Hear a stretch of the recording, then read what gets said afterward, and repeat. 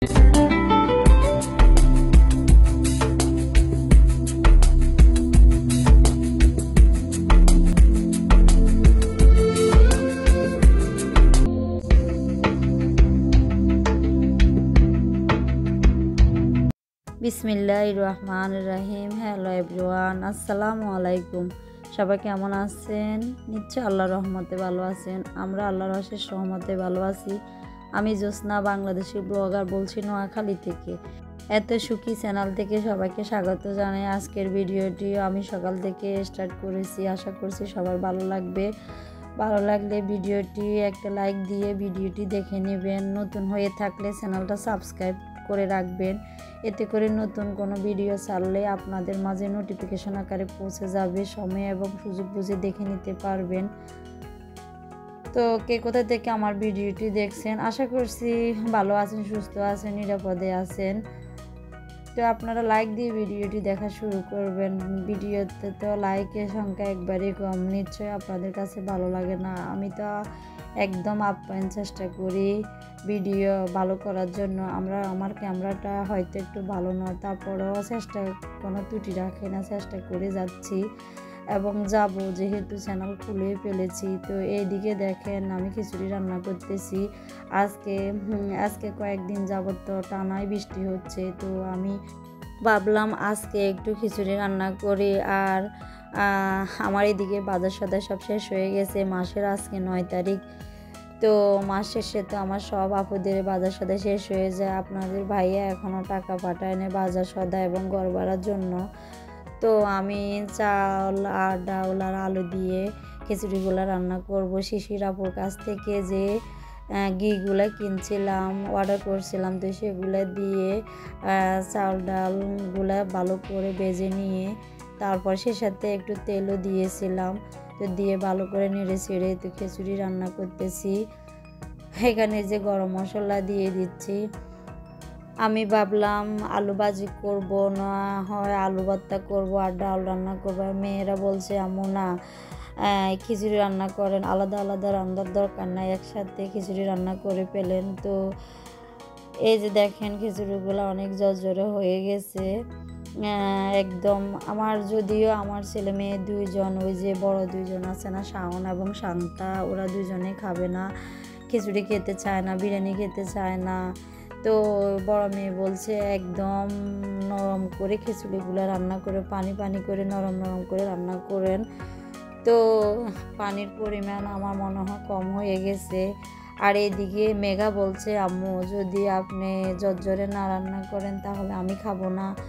তো কি করব, তিনজনের তিন মত যদি হয়ে থাকে তাহলে আমি কার কথা শুনবো? ছোট মেয়ে তো একদম বুঝবে না, বড়গুলা যদিও বুঝে, ছোটটা বুঝবে না। এই জন্য জর্জরে খিচুড়ি বানাইছি, কারণ ও তো বেশি কান্নাকাটি করবে। তো বড় দুইজনে ছোটবেলা থেকে একে অভ্যাস যে ওরা এগুলা এই যে ফাস্টফুড জাতীয় খাবারগুলো, বাইরের খাবারগুলো খেতে চায় না। ছোটটার বেশি ঝুঁকি বাইরের খাওয়ার প্রতি। ছোট মেয়ে আমার পিৎজা, বার্গার, তারপরে এই যে ফাস্টফুড জাতীয় যত খাবারগুলো আছে না, ওগুলো বেশি পছন্দ করে।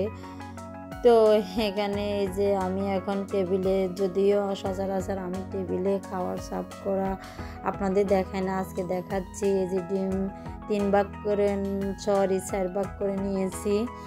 আমি ডিম তেমন একটা খেতে চাই না, ছেলে মেয়েদের ভাগ করে দিয়ে দিই। তো আজকে 4 ভাগ করে নিয়েছি, 4 জনে খেয়ে ফেলবো এই যে খিচুড়ি দিয়ে। তো মাংস ছাড়া তো খিচুড়ি খাই না। আজকে এই যে প্রথম মাংস রান্না করি নাই, শুধু আচার দিয়ে আর ডিম দিয়ে খেয়ে নেব। তো দুপুরে যদি থেকে যায় হয়তো এসে খাবো, আর না হয় আমরা মামে 3 জনে, ছেলে যাবে না আমাদের সাথে মার্কেটে যাব। ওই যে বলছি কিছু কসমেটিক কিনবো আর কিছু বাজার কিনে নিয়ে আসবো। বাজার সাথে তো একদম শেষ হয়ে গেছে। তো আমরা ওখান থেকে মামে 3 জনে খেয়ে আসবো, ছেলের জন্য নিয়ে আসবো, কারণ রাতের জন্য আবার এসে রান্না করব। তো এখানে আমি এই যে ডিম দিয়ে আর আচার দিয়ে, এই যে আমের আচার আর ডিম দিয়ে খাবো, যেহেতু মাংস রান্না করা হয় নাই। মাংস রান্না করি না, সকালবেলা তো নাস্তাও বানাই না, এগুলো নাস্তার কাজও হয়ে যাবে। তো এখন এই যে খেয়ে নিচ্ছি। তো মেয়ে বলছে আপনি কি খানাগুলো দেখাবেন নাকি, আমি তো একটুখানি দেখাই, তুমি কীভাবে খাও। একটু দুষ্টামি করলাম ওর সাথে। তো আমাকে বলছে আম্মু মাংস কেন রান্না করেন না, আমরা এই প্রথমে খিচুড়ি দিয়ে আর আচার দিয়ে, আচার ছাড়া তো চলে না, সবসময় খিচুড়ির সাথে আমাদের আচার থাকবে। তো ছেলে দেখেন খাচ্ছে না, মানে খেতে চাচ্ছে না। তো আমার ভয়ে একটু হলো কি করবে, খাচ্ছে। তো দুপুরে আর খাবে না, ওই যে বললাম এসে রাতের জন্য আবার রান্না করব। আর এইদিকে আমরা চা বানিয়ে নিয়েছি দুজনের জন্য, আমার ছেলে আর আমার জন্য, আর আমার মেয়েরা খাবে না। ছেলে মেয়ের যখন পরীক্ষা শেষ হয়ে যায় তখন মানুষ বাপের বাড়িতে বেড়াতে যায়। আল্লাহ আমার সে কপাল রাখে নাই, একটার পরীক্ষা শেষ হয়েছে আরেকটার পরীক্ষা আছে। তো বাপের বাড়িতে বেড়াতে গেলে তো আর পড়ালেখা হবে না, এই জন্য যেতেও পারছি না বাপের বাড়িতে। আমার বাবার বাড়ি থেকে আমার মেয়েদের স্কুল অনেক দূরে, যেহেতু মেঘা এখন প্রাইভেট পড়ে ওখানে। এখানে আমরা রেডি হয়ে গেছে যাওয়ার জন্য। তো আমি আলমারি খুলে ব্যাগ নিচ্ছি বের করে। তো এখানে দেখেন এই যে আমার মেয়ের আর্টিস্টগুলা, মাশাআল্লাহ বলবেন। গত বছর এটা এঁকেছে আবু সাইদ, ওই যে মারা গেল, তো ওকে আমার মেয়ে এঁকেছিল। তো তখন আমার মেয়ে ক্লাস 6-এ ছিল গত বছর, তো এখন তো 7-এ পড়ে। আর এই যে এখন যেটা দেখাচ্ছে এটা হচ্ছে আমার বড় মেয়ে শান্তা, একটা পেন্সিল দিয়ে শুধু এগুলা এঁকেছে।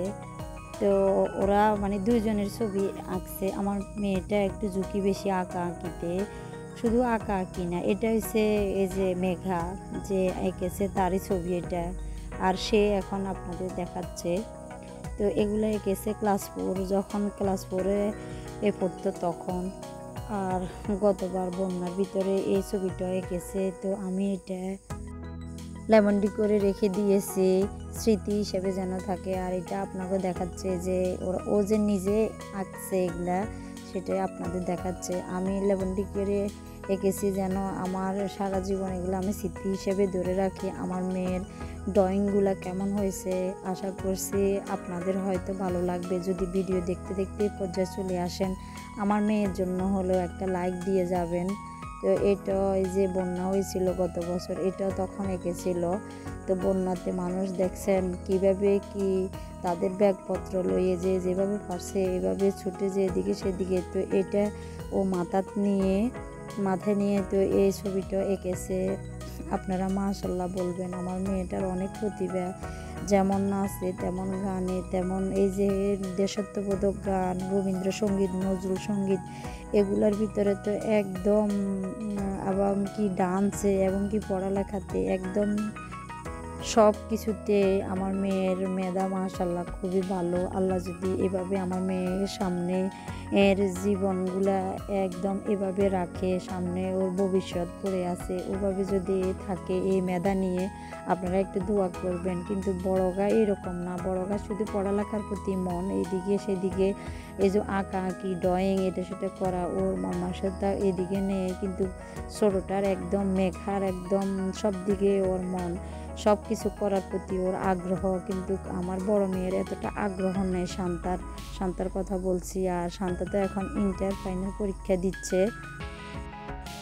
তো সবার মন মানসিকতা, সবার ব্রেন একরকম হয় না, কেউ এক একজনে এক এক কিছুর ভিতরে ঝুঁকি থাকে, বেশি পারে বেশি, এক এক রকম, সবাই কি একরকম হতে পারেনি বা হয়নি।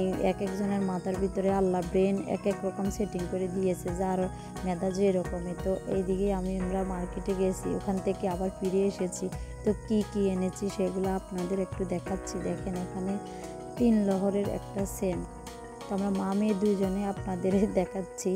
দেখেন কোনো রকমে কালো দেখা যাচ্ছে, কত রকমের ভিডিও করতে চেষ্টা করছি জুম করে কাছ থেকে দূর থেকে, কিন্তু কোনো মতে এটারে কি আমরা কি ভালো করে দেখাতে পারছি না, কালো দেখা যাচ্ছে। 3 লহরের চেন, এটা মানে আমার খুব পছন্দ হয়েছে এটা। তো আমি এটা কিনে নিয়ে এসেছি। গেছিলাম অন্য কিছু প্রয়োজনীয়, কিন্তু অপ্রয়োজনীয় জিনিসও কিনে ফেলি আমরা মেয়েরা, তো এরকমই। আর এখানে 3 জোড়া চুড়ি, এখানে এই যে 1 জোড়া, এগুলো খুব ভালো, যেমন ভালো তেমন দামও বেশি। তো এটা হলো আরেক জোড়া চুড়ি। তো এগুলো আমার মেয়ে দেখাচ্ছে মেঘা। একজোড়া আমি ভিডিও ধরে রাখতেছি, তো ও একটা একটা করে আপনাদের দেখাচ্ছে। আমার আজকে বয়সটা অনেক স্লোভাবে, কারণ আমার ভাই এসেছে, ও বসে রয়েছে ঘরে, আমি পুকুর ঘাটে বসে বসে ভয়েস ওভার করতেছি। মানে আমার কাছে কীরকম লাগতেছে আজকে ভয়েসগুলো করতে। তো সন্ধ্যা আমার ভাই এসেছে, তো ও ঘরের ভিতরে নাস্তা দিয়েছি, খেয়ে বসে আছে। তো এখানে আরেক জোড়া চুড়ি, মোট 3 জোড়া চুড়ি, এগুলো আমার খুব পছন্দ হয়েছিল, তো এগুলো নিয়ে এসেছি। এই যে এখানে আরেক জোড়া, এগুলো অনেক সুন্দর, দামও বেশি। মাঝখানে যে চুড়িগুলো দেখাচ্ছি ওগুলার সাথে এই চুড়ি 2 জোড়া, এগুলা আর প্রথমে যে এগুলো দেখাচ্ছি ওগুলার দাম একটু বেশি। তারপরও যেহেতু পছন্দ হয়ে গেছে, আর বেশি হোক আর কম হোক, এটা তো আনবে, এটা আর ফেলে রাখবো না। আর আমরা এই যে রোজার সময় যে কিছু কিছু কসমেটিক 3 পিস যখন কাপড় চোপড় কিনেছিলাম, শপিং করেছিলাম, তখন শপিং করতে সময় এই যে কসমেটিক কিনেছি, আর এ ফাঁকে কিনা হয় নাই। তো ভাবছি এই যে এগুলোর জন্য গেছিলাম, কিছু পিন আপ কিনবো বোরকার জন্য বা শাড়ির জন্য। তো যে অন্য অন্য জিনিসগুলো পছন্দ হয়ে গেল, তাই সেগুলো নিয়ে এসেছি। আর কোনো রকমের ভিডিওর মধ্যে ফুটাতে পারছি না আজকে, আর মুখ দিয়ে কথা বের হচ্ছে না, কি বলবো কি বলবো না, কারণ আমার ভাই ঘরে বসা, আমি পুকুরের ঘাটে সিঁড়ির উপর বসে আছি। তো এখানে 3টা পিন আপ, এই যে 2টা আগে একটা দেখাচ্ছি বড়, এগুলো খুব মানে অনেক চলতেছে, আর এগুলো অনেক সুন্দর, একদম মানে টেকসই, অনেক টেকসই, মানে এক দেখাতে আমার পছন্দ হয়ে গেছে। যদিও এগুলা অনেক আগে বের হয়েছে এগুলা, তবে আমি কিনি নাই, কে জানে আমার আজকে খুব ভালো লেগে গেছে, এর জন্য আমি 3টাই কিনে নিয়ে এসেছি। আর এখানে মেয়ের জন্য, মেয়েরা কোনো একটা অনুষ্ঠান ছাড়া এগুলা পিনবে না, এগুলা মানে পরে না, তো তারপরও মেয়েরা হয়তো পিনবে, এই জন্য আমিও পিনতে পারলাম 3 পিসের সাথে বা কোনো একটা শাড়ির সাথে। তবে এগুলো অনেক দাম, একদম বড়সড় আছে, মানে দেখতে বলছি না, এক দেখাতে আমার খুব ভালো লেগে গেছে। আর যেটা আমার এক দেখাতে ভালো লাগে সেটা আমি আর মানে রেখে দিয়ে আসি না। তো এখানে আরেক জোড়া, মোট 2 জোড়া কানের দুল এনেছি। একটা লাইক দিবেন, লাইক দিয়ে ভিডিওটি সম্পূর্ণ করবেন, হয়তো দেখতে দেখতে একটু হলো আপনাদের ভিডিওটা ভালো লাগবে। ভালো লাগলে লাইক অবশ্যই একটা দিবেন, আর আমার চ্যানেলটা সাবস্ক্রাইব করবেন আশা করছি। বেশি কানের দুল এই জোড়া আমার বেশি পছন্দ হয়েছে, গাজরার, ওরা বলছে এগুলো গাজরার কানের দুল।